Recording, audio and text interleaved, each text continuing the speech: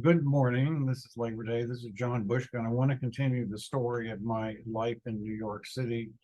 Um, I'll just start out by mentioning a couple of little things. One of the issues that people had with me at the 9th Street Center was that they wanted me to share in their volunteer work and details and clean up on um, their Saturday night suppers and everything. So one of the things I had to do was wash the dishes on Saturday nights after their supper. So it was just something I wanted to mention. And I'll mention some also. I had talked about the issue of finally not being a virgin. In January, at a Saturday night in January of 1975, I finally went to the Club Dabs. It was not a particularly cold night. And I had my first experience, and yes, there is something about sex that is like nothing else. And even if it's somewhat passive in a sense, I can't get into the details, but there is something about it that is like nothing else. And so, yes, you do want it occasionally. And I went to the club probably 4 times while I lived in New York. Probably went to the Everard once and went to the Continental once. And on January the 1st of 1976, I brought home the first trick ever from Julius's. He claimed he taught the history of consciousness, and he talked about the abuse of the media. That's kind of interesting. And he came by another time. We went to Times Square to see a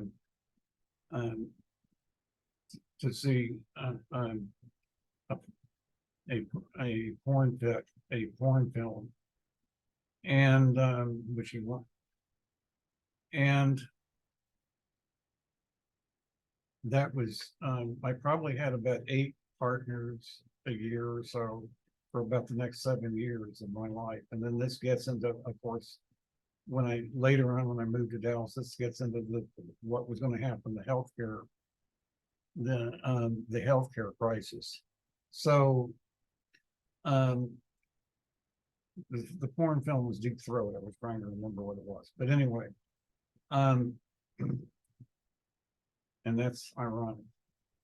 So that was, it became a way of life, and in a way it was satisfying. And but that was that.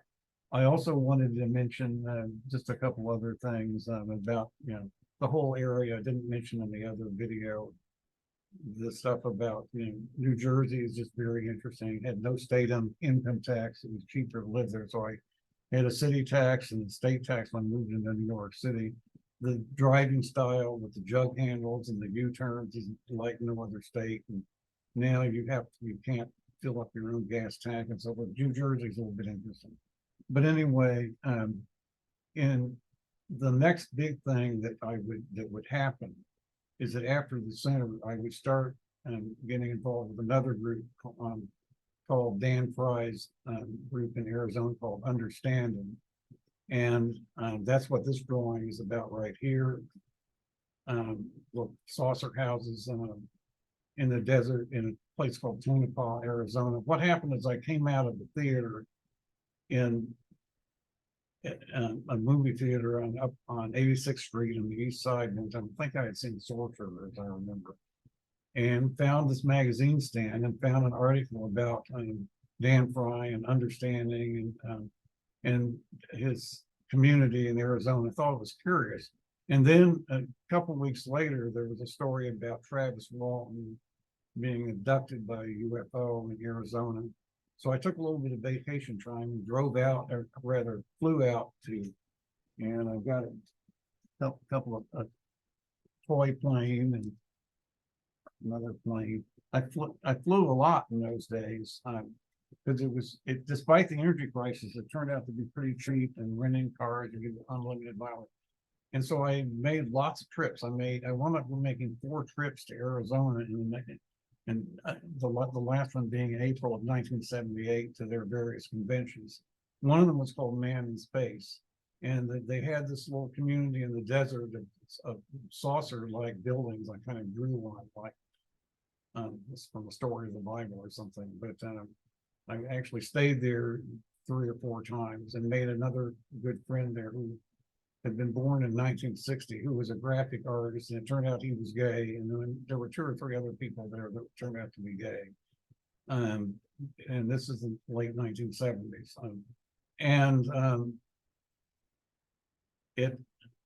The philosophy of the group was called the area of mutual agreement, that there should be no polarization in government, that people should be able to agree on what they have in common. And it actually was a conservative, they actually were conservatives. They actually were not, it sounds like communism in some ways, they're not. They actually had an optimistic version of cooperative capitalism, which, and they actually supported Reagan, in the 80s. Eventually, the property was torn down, and now it's a cotton farm. I think I visited it in 2000. I visited it in 2000. The other thing I wanted to talk about was that in 1978, I had a boyfriend for a while. I dated several times. He worked for IBM in Westchester County, and he was very, very attractive. And we never really did anything, but some tension started building up. And then in May of 1978, we went on a particular date, and we went to see I want to upload a particular pen. This Windows just never remembers where you were last. I don't know why. It takes so much time to find something. It doesn't remember where you were.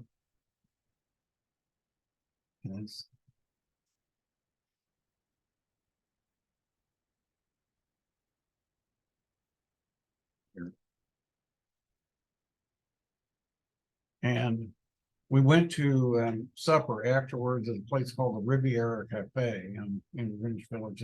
We had a conversation, and in the middle of the conversation, he indicated to me that he had some sort of health problem, which wasn't very visible to me. And then I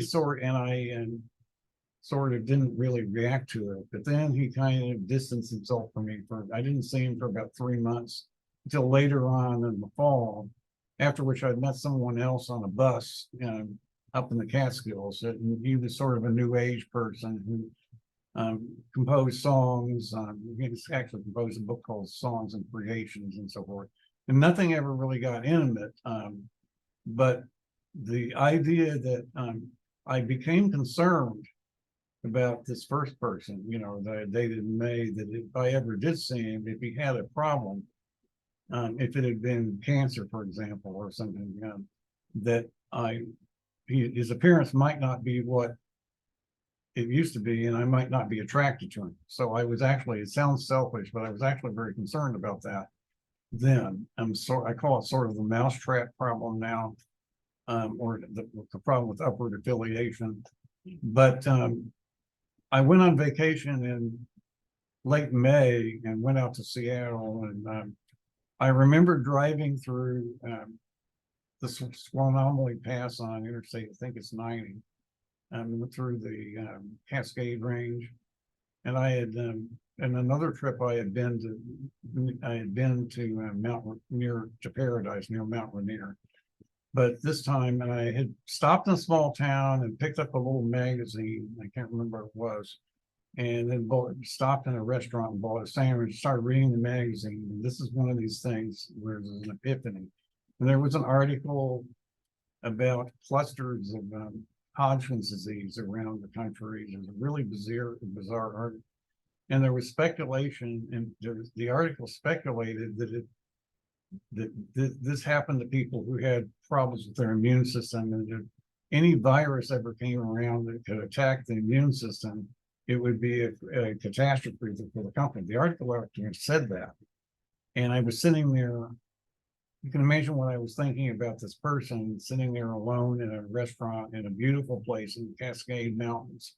But it was an epiphany. And I would finally decide to leave New York and moved to Texas at the start of 1979, which is going to be the next video.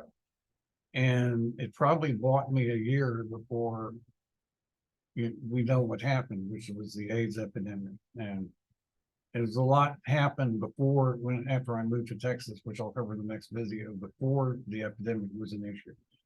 But that was a very ironic warning in my life.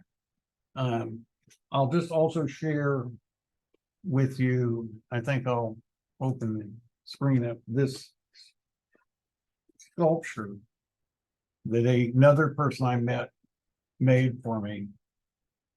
It's supposed to be an alien, and this person was sort of familiar with Dan Fry and everything. I also had a meeting in my apartment. I had actually an oddly shaped apartment called 601, and then moved to a larger apartment in 1976, 606 in that building. But in the first apartment, we actually had an understanding meeting in my apartment in May of 1976. That's interesting. But this person made that sculpture for me. He had a company called Aqua Graphics in New York City. And I lost track of him, but that was another interesting sidetrack. So again, I thank you for listening.